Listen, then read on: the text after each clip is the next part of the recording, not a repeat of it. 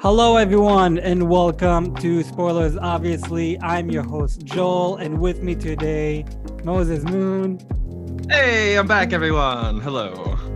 and a special guest, my older brother, Adam. Hey yo, what's up, guys? Hey, so how are you all doing? Nice.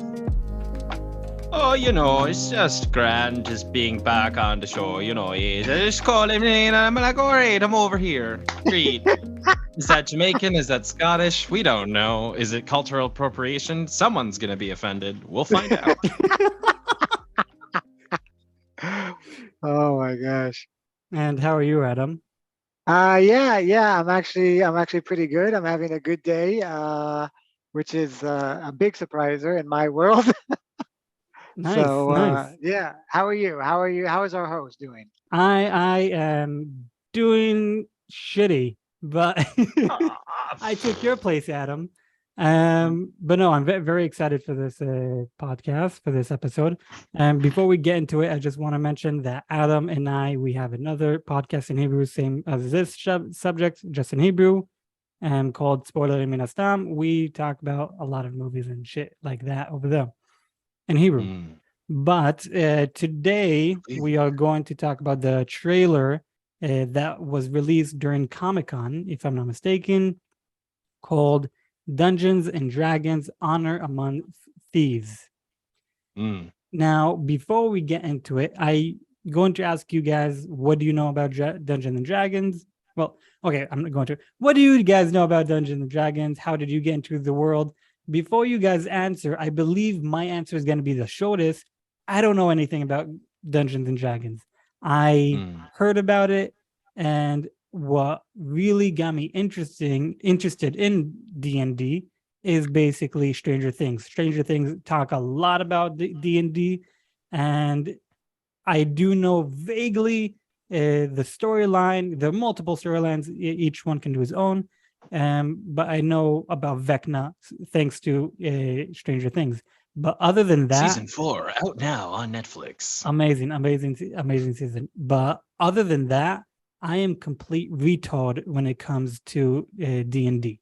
So You heard that here, people. He's a complete retard, period. I don't know. I didn't listen to the rest of his sentence. I just heard him say he's a complete retard. That's all I heard. So That's all I needed. Episode done. Great job, guys. We got him, boys. we got him. So Right. what about you guys? What do you know about D&D? What interests you about D&D, and how did you get into the world of D&D? Adam, take it Uh, away. Yeah, okay. So I got into D&D when I was a kid. One day, some guy came to me in the alley. He's like, "Hey, And kid, want touch to your have some fun?" penis. Yeah. Basically, one of the guys in the hood said, "Hey, I'm doing like a beer night," and I was, I think, 14 back then, and I heard beer, and I was like, "No, I'm just kidding." I was like, "Ew, disgusting, stupid," past me, and I said, "Yeah, sure, I'm going to whatever." So in like 5 seconds, he explained the premise. He said, okay, we're basically going to use our imagination to conduct this awesome game that's going to happen in our minds. And I was like, Mm. dude, this sounds amazing. He's like, yeah, but for it to be also cool, we don't want it just to talk whatever. Oh, I'm the superhero guy, so whatever. No, we're gonna have like dice and everything. And that was the first time I actually was introduced into a 20D, a 4D, an 8D. I was actually shocked. 100D. I thought it was only like a 6D. I thought it was only one Those to are six. dice, by the way, everyone. He's not talking about dicks. Oh. Right. uh, yeah, I've been taking those double D's all night. I mean, the Oh, triple. no.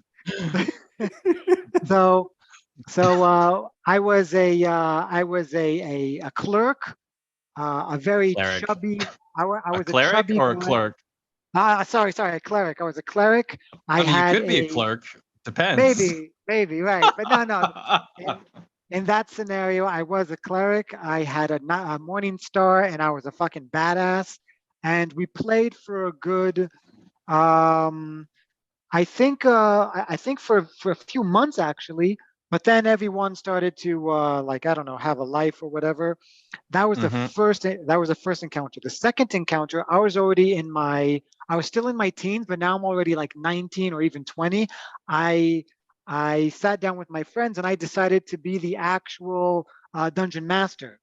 Ooh. I came up with my own scenario. I came up with my own map. I drew maps. I read books. These kind of monsters, these kind of weapons, things that would drop if you do this path, that path, different alternative endings. I mean, I thought of about everything. It was so much fun, but then that's it. But then after that, it's army and then life. So those are the two ever encounters I have had with D&D, and I just know it as a fond memory of the perfect way you can just sit down with friends, And suck have dick. fun, and also play. Yeah, and also suck dick, of course. See, y'all, this is why you can't play the game Depends on because the you role have no play, really. friends.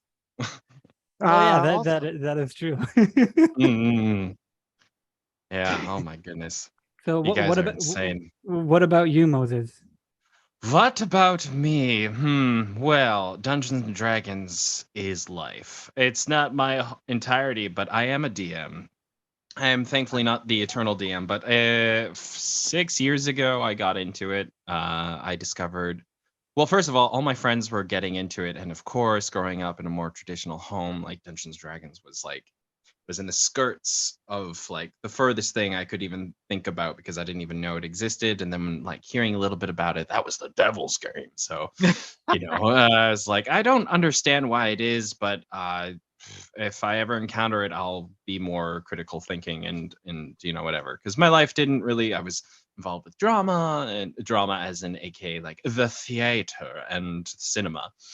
Have very artistic background, music included in writing and da da da. mm, Anyhow, these are all perfect skills to form the perfect storm, which is me, which is becoming a DM. My friends were getting into it.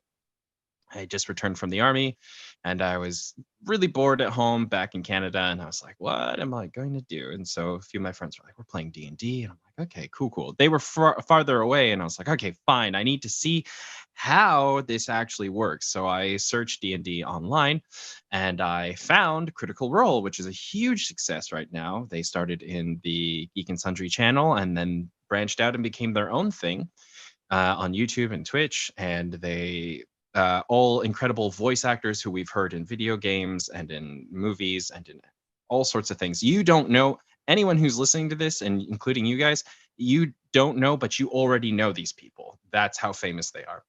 okay. So since they're professional actors, I started with them in their first campaign, and because I recognized their talent and how amazing they were, I was immediately drawn in to what D&D is and seeing them play it out. And they're already on season 3. I'm still watching it, but I determined, fine, I'm gonna try this. So I went out to my local game shop and found out when they were playing D&D, and I joined a table of much younger lads who were running a game on Pathfinder.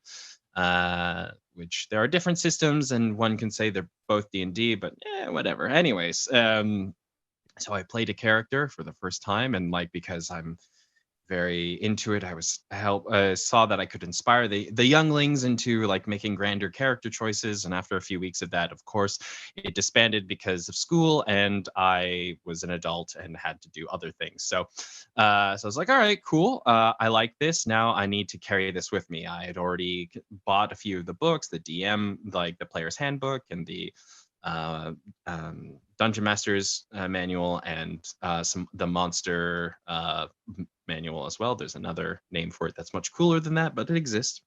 And I studied up on those. And then when I came back to Israel, 2016, I was like, I will find a crew and I will forge the most epic quest line you have ever seen.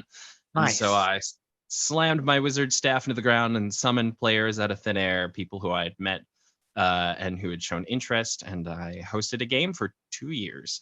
And that was really awesome. And then I participated and also hosted stuff online. Even during the pandemic, I think I did some stuff. And sometimes DMs get a little bit of a burnout. Your brain is so like amped up and like people are demanding and da da da, and you're still learning what your flow is. That eventually I learned how to like share, because of course I wanted to share this. I want to empower people. I let my friends DM as well, get them like, all right, next week you're DMing a one shot, and they're like, what? I'm like, yes, you are. And so got my friends to start DMing, and then I eventually that all fizzled out, and it's been about 2 years again, about a year and a half of non-play. But I'm actually thinking of running a game fairly soon, maybe about next month. I have my Sundays are always off, but my Mondays are now always off. So every Ooh. Monday, I'm thinking of having people join me online and playing a game. So with that in mind, I'm very familiar with D&D. I'm quite lore is an interesting factor because if you're talking about the Seahawk or the depending which realm, because Wizards of the Coast have released several books for different things, including like the world of magic, like Magic the Gathering, Ravnica, and as well as things that are true to their own world that have their lores since built up since their novel age of Dragonlance and things of that nature. They also just And opened up a Magic the Gathering Baldur's Gate edition.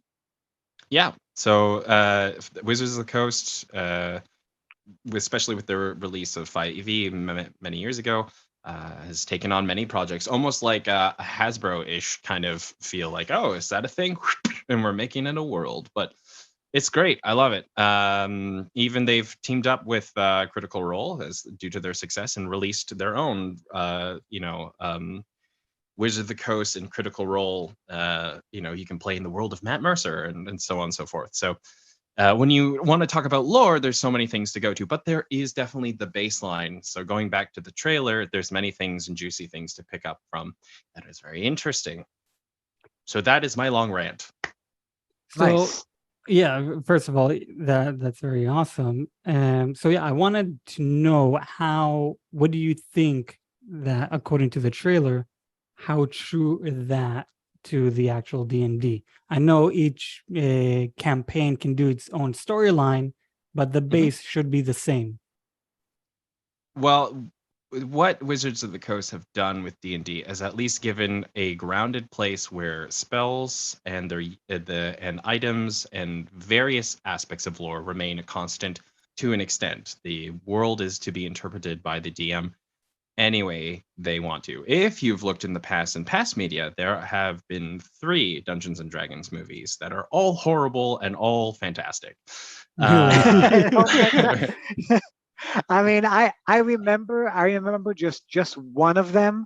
I know there are other ones, but I think the one that I saw was the third movie, The Book of Veiled Darkness. Probably. I mean, I'm guessing it's that one because of that because it was released in what 2012, I think. So Maybe. so that's what I saw. I didn't Mm. see. You know what? Maybe I did see the one before that. I think it's called Wrath of something God, and I think I saw that. I know I saw one movie and I saw it. I thought to myself, this isn't like the game I played in my mind. Wait a minute. Mhm. I mean, that makes sense because I mean that's the game you have in your mind. You expect Dungeons and Dragons to be all about Dungeons and Dragons, but if you know, there's a YouTuber called Noah Antwheeler. He tells I don't think he's active anymore, but he has a few amazing stories of him being a DM, and the stories he tells are about DMing this world where you're thieves or you're on a bullet train and you think and it's like, oh wait a minute, I can do like high Whatever you tech want. stuff. It doesn't have to Yeah. be literally Dungeons and Dragons. No, it just needs to be a world. It doesn't have to be a fantasy world.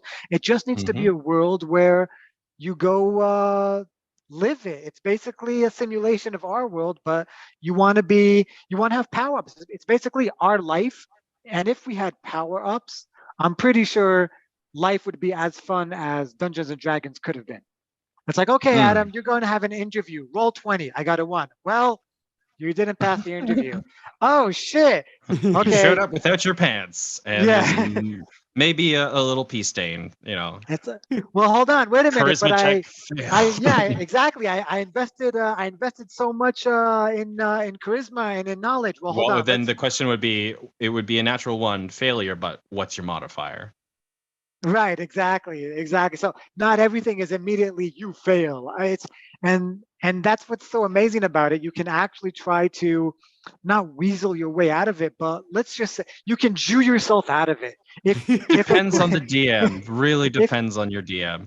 I mean, of course the DM wants you guys to have fun, but a player It who really depends really on the DM. maybe he's a sadistic asshole.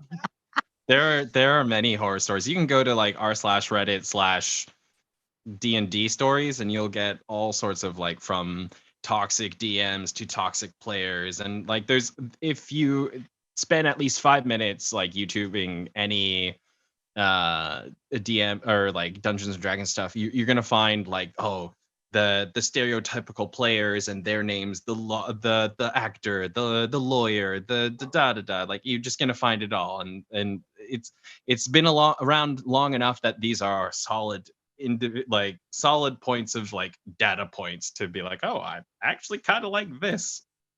Nice. You know, it's also pretty amazing that when you play D&D so much and you acquire all these mythic items, you want to do a different campaign and you actually can have a certificate that says, yes, I really did acquire this item and I can play these special items and other quests that I go on.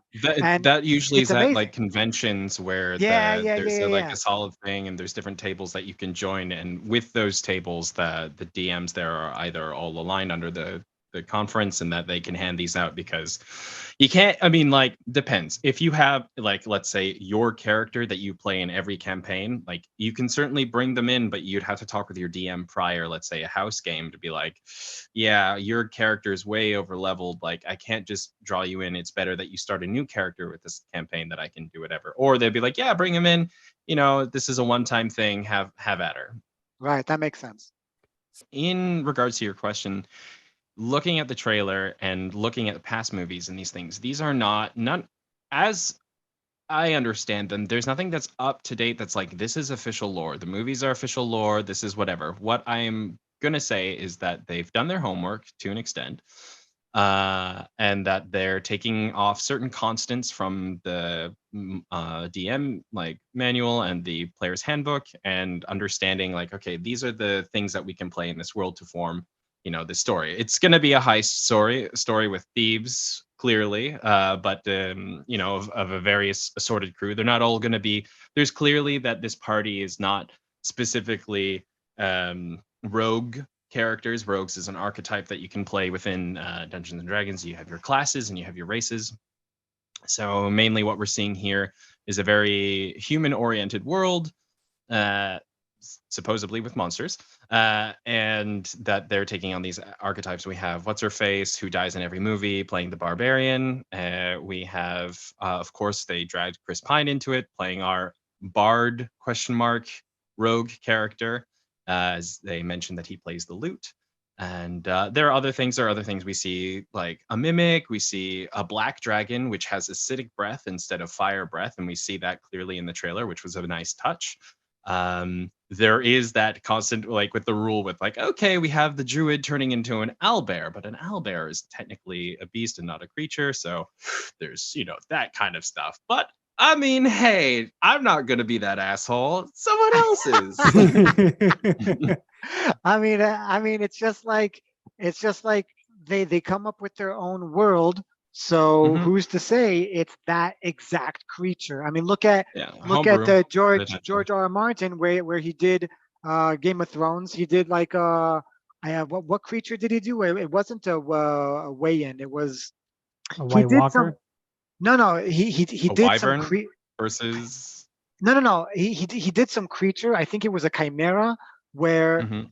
like he's explaining what this is and everyone knows what a chimera is, but then you realize, oh wait, he's describing a whole different creature that he just named the same name as a creature as you know of.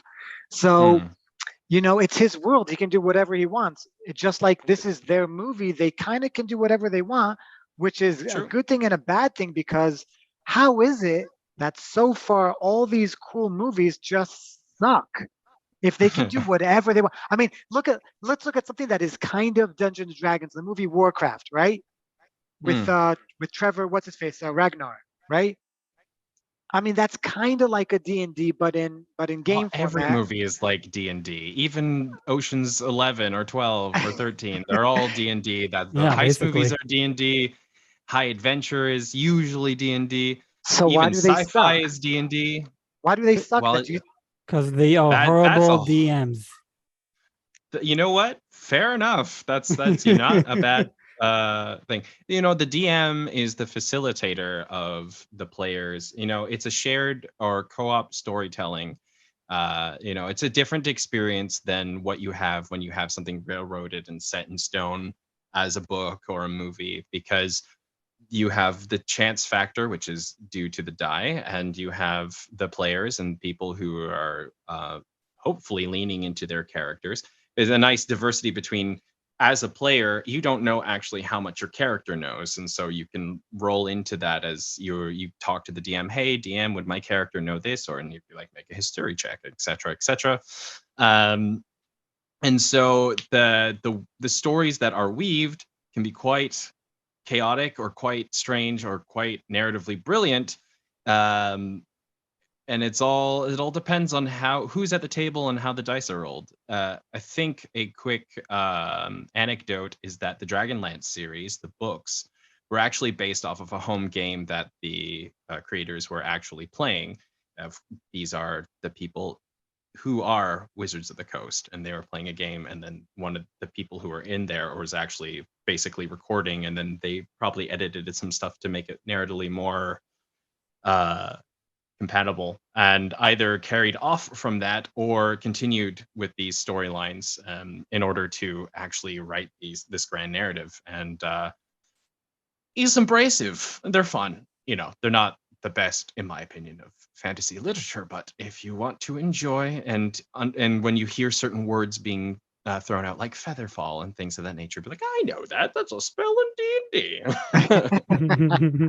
I mean, in the trailer we see a lot of cool items. Are these items that we see in D&D? It really depends. I mean, I saw a horn, and that was being some sort of necromantic or like hellish demonic focus. And then he We wonders see why people leeches. said this game is the devil. Well, the thing, the thread of the 80s was because Christianity was very popular back then, coming off of the 50s, and Back because you then, I'm pretty have, sure always. well, and if you Well, compare like modern media versus now, then it's quite different. But the point is that I mean, this game is for thespians, for the actors and whatnot, for people who, it's for anybody really, but it encourages that side of you, those creative aspects, and a lot of things to have. I don't think kids were actually standing around in ritual garbs and sacrificing kids, but at the same time, like well, you the don't really talk, know that. well, you don't know, but the Depends on the reality is, DM. Depends on the DM. if there you go. Touche. But the reality is that, like, you have to be able to talk about these things because this world inhabits multiple dimensions and realms, and if you can talk about the angelic and you have rules and stuff for that, then you have to talk about the hells and the rules for that, and what is there. For me, as an individual, I love being able to describe and be dark because it makes the players or anybody in their life, when they read the darkness of the world, feel that more triumphant when they defeat it. How much more good is the light when you know how bad the darkness is, kind of deal. Right. That's So interesting. I mean, that's a whole tangent, but regardless, in regards to the trailer, like, I don't know where they're going to go. My guess is that it's going to be a heist, marvelly kind of, but more fantasy oriented. Obviously, we're in high fantasy. We're seeing people in old regalia and whatnot. I don't think they're going to drop a bomb on us and be like, oh, this is many years in the future, which by all means, any of these storylines could have that writing arc into it, but it doesn't matter. I'll tell you what I expect. I expect Mm, this if they really, just like you said, every movie is a D&D. Okay, but if they categorize this as the literal this is D&D, I expect mhm. to see someone roll a D1. I mean to roll a 1 on a D20. If we Mm. have see, that's what's amazing about D&D. You can be a main character and you can just have bad luck. Just Hmm. roll a one like 7 times. Statistically, it's possible, and then the DM should be like, "Listen, dude, I'm sorry, but you died. You fucking died." I don't think they're gonna have a fourth wall break, and we're gonna hear that this is like a kids game. I mean, they could do No, no, that, no, not like that. Like but we're gonna see like. we're following these characters, right? Hmm. I want to see if this is really like Dungeons and Dragons. I want to see someone, even though you think like, oh, I have good charisma, I have good this, but I'm just shit out of Eat luck. And shit. then exactly, it's like, oh fuck, I opened the door and there was a fucking dinosaur in there. Shit, there Oh, goes my luck. And you're then gonna see that they're gonna have a pitfall trap. One of them is just gonna fall into it, and then in the DM's minus, okay, the natural one he falls in. Okay, dexterity saving roll, and then does he get out? Well, that depends. Most likely, we'll see thematically these characters make their way. If there's deaths and whatever along the way, I'm all for it. If there isn't, it's just gonna be a generic Hollywood film, which is fine. Still, again, hashtag D&D light, for the kiddies, so they don't feel bad when their character gets a boo boo. So, so as someone who's not a D&D player, what I'm getting from this trailer is this is D&D, but very much Hollywood, touched upon. I like Yeah, absolutely. I get the feeling like Hollywood is trying too hard, and it does, like, I can feel like it's not 100% genuine, if you get what I I don't mean. know. When I saw the thumbnail, I was kind of like, ugh, knowing the history of the like other things in the past media, but at the same time, uh, when I was like, all right, I got my courage up and I started to watch it. When I watched it, I was actually excited because someone who knows the inner workings of D&D and seeing like some spells where like some guy gets a firebolt thrown at him and he uses shield to it's like I can see where those are lining up. You can see the little clip and you're like, okay, how does that work? Why does that work? As someone who doesn't know D&D, you can still enjoy it. You're watching a spectacle. But as someone who does know some of the inner workings, you can see that they, again, like I said, did their homework behind some of the, uh, into the script that they're pulling directly from either rules or ideas from D&D. Okay. What do you think is going to be like the main plot of this movie? All right. Well, if I had to guess, because And again, like I'm and trying who's to be a gonna perceptive yeah, viewer. and who's gonna All be right, we're like gonna. the bad guy? Well, I see. Here's the thing. I don't think they're gonna have. I don't. I doubt they're going to pull out one of the BBEs. Big bad evil guy, BEG. To I don't. Due to the success of Stranger Things, and like again, Stranger Things was at liberty to do what it did. Like technically, you could say that's a D&D game with a spin off, like the uh off of Vecna or the tulip face, what's it, the demigorgon, etc., like, but again, those weren't perfect, like that wasn't true lore or whatever, like concepts. So nonetheless, it don't matter. What I expect to see is we're going to see the generic, like I'm going to call it, it's going to be so stamped on generic. We're going to see the heroes, anti-heroes.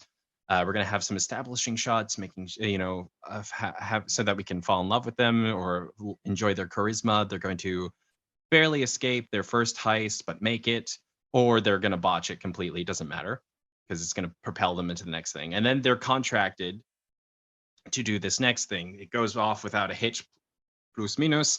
And like the trailer said, they stole something for the wrong guy, and now they have to make up for that. And so now they're planning a reheist to go against their first client, and then they're going to have some. They're going to have to party up. So as we saw the druid coming in, they'll probably have another character or two join, and then who all have different abilities and whatnot. As we saw, like, oh, we need magic, we need finesse, we need all these things. So making allusions to the various classes in the game, with again narratively, like you don't have to know, but if you know, you know.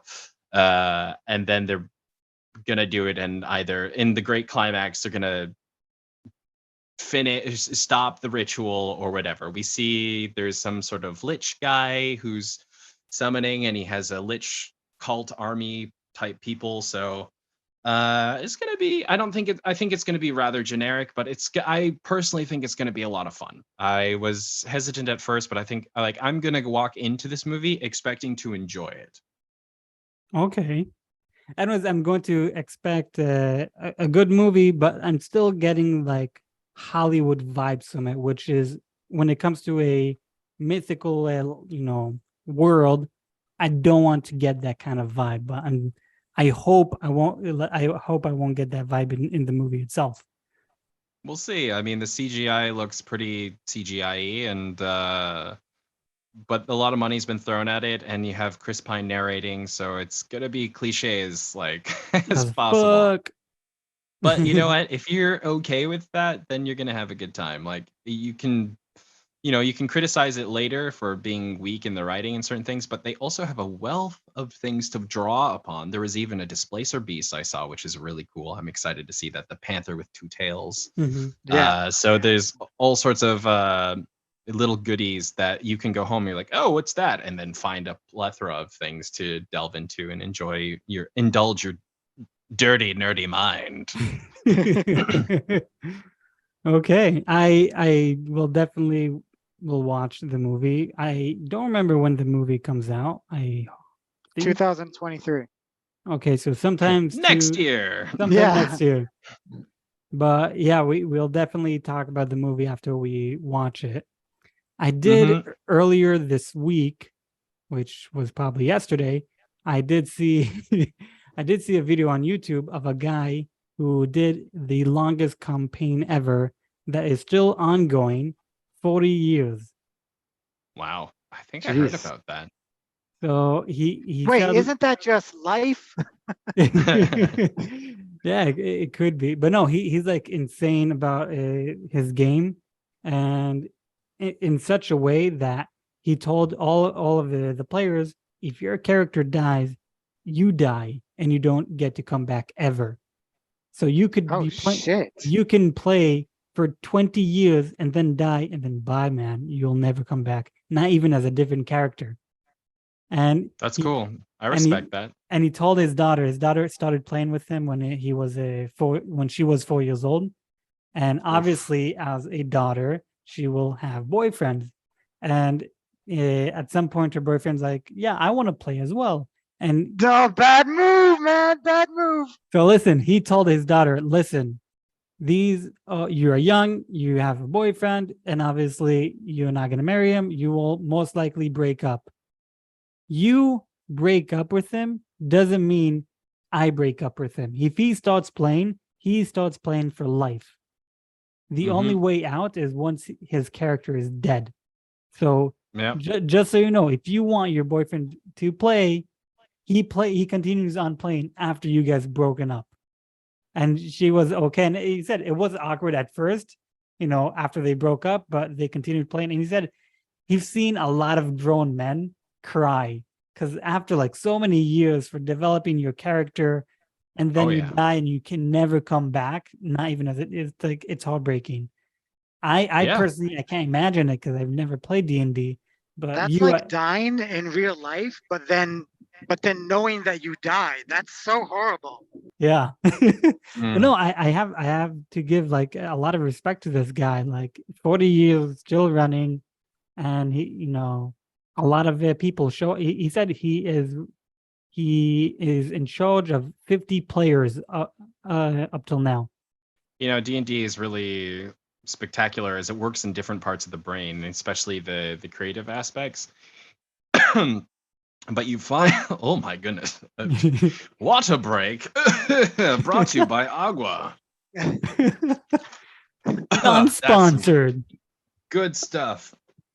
Anyways, as I was saying, D&D is something that activates different parts of the brain. You'll find that, like, let's say you're playing video games or something along the lines of that you say, oh, remember that part in the game where you, or like whatever, you refer to it from an exterior point of view, whereas in D&D, because it acts on the point of first person, you'll say, oh, do you remember when we or when I did this? And it's pretty spectacular. And points that it's been used in therapy, it's been used to pass time in the military, depending where you are. Certain places it's frowned upon. Also, like it's just a very powerful experience. Like you were saying, you didn't know how to comprehend that, but I can, even from the little, even if you're have a some form of shitty time, there's a point where you are amalgamated into this because then you realize what you can do. Yeah. That I am interested, after listening to this conversation, I am interested to give it a try. I'll gladly run you and your brother a one shot if you want. I would love that. I'd know That's when. the title of our sex movie. Yep. Nice. Anyways, yes, I'd love to We can join. even record it if you want, or you can do a separate, like it'll be like a 2-4 hour long little thing, and then you Yeah, can just have it. This is my first game, and like all you need is to go get a set of dice, which is just 7 dice ranging from D4 to D20, aka or D100. Mhm. Fairly inexpensive. You can even order it on Wish for like 5 shekels, and when it comes in, I'll have something ready for you guys, and we can talk about it on the side. Yeah, I would totally love to do that. That would be awesome. Here's a bonus question. That really sounds awesome. Here's a bonus question. If you could do a D&D campaign in any world you want, what kind of world would you want to be in? Well, I love high fantasy. I've done one shots and things in every genre that you can think of: Western, sci-fi, fantasy. I love fantasy. It just sits well with me. An era of mystery and magic, where ages before are blacked to the touch of history, and only those that have been around, even for a partial couple thousand years, don't know the full extent of what lies. Hence why there are either random dungeons or items of great power, because from ages long past, etc., etc. So for me, it's a very feasible world to sit in, and I feel very comfortable, and I love the aesthetic. And so generally, when I play, like I've even done games in EA or Middle Earth, but I love doing homebrew and building my own world. I have a world that I love playing in, and I have its history more or less developed. So I like usually going in from there. That sounds. I'd love to play in Middle Earth, but yeah, going to someone else's world is literally going into his mind, which could tell you how fucked up that person is. Depends on the DM. So yeah, Depends on the DM. So it depends on the DM. What kind of DM are you? I kind of, are you like an AOL DM, or are you like, no, let's have fun, kind of DM? Well, I find because because I have the background of writing and theatrics on my side, and I am blessed to be able to do various voices. I love leaning into the theatrics. I'm all about the rule of cool. If it's cool, you can do it, but with either increasing rate of difficulty, or the various narrative consequences, and or depends on how reasonable it is. But I try to be very open, very sharing, very caring. I don't mind raising the difficulty. I want you guys to feel like you've done something, and maybe some things aren't possible, but that's okay. I find that I'm a very welcoming DM, and other than that, I try to get a lot of good stuff going in the background, and to be very immersive. And I love leaning into role play. I love leaning into interacting with your characters, you interacting with other NPCs, or interacting with the world. The world has many things. Like, a lot of people just walk through it and forget to look around, or forget to just oh, there's stuff on the ground. Like, if I look, what do I see? Like, oh, there's a bottle there, and oh, I'll take it and keep it for later. Like, there's all sorts of things. I try to be very, let's say, coming from a very practical place and someone who enjoys like hiking and outdoors things and survival stuff, like if you know how to be detailed in those areas, then I'm right with you and I will encourage that type of thing. But if that's something that's not, if you're not into detailing and being hacky slashy, like that's fine. I can facilitate that. But at the same time, I will implore or use hooks to pull you into the grander narrative and to get you invested. So that's more or less how I roll. But you'll just have to see on the next episode of Dragon Ball Z. Yes, I guess we'll have to. I think that would be a dream come true to hear you be a DM and to totally interact with you. That'd be amazing. Yes, we would totally real love pleasure. to. We would totally love to join you for a game or two. Why, yes, my lord. Imagine if your life really was like D&D. It's like you're walking around. It's like, okay, I think I'm going to cross the street when I'm not allowed to. And then that's when Adam realized he fucked up. It's like, boom, you get 20 hit points. A card just hit you. What the fuck? Basically. Yeah, more or less. But anyways, I believe we got to the end of our episode about D&D and D&D, the trailer. I forget Honor the Among name. Thieves. Honor Among Thieves. Is Yes. there honor among thieves? We don't know. We'll have to I guess guess we'll and have find to find out. Until then, we are Spoilers, obviously. I'm your host, Joel. With me today is Moses Moon. Hello, everyone. And goodbye. And goodbye, everyone. And Adam, my older gay brother. Heyo. We will talk with you guys again in the future episodes. Find the other links in the bio for all other plugs. We will see you guys in the next episode. Anyways, bye. On the next episode. Oh.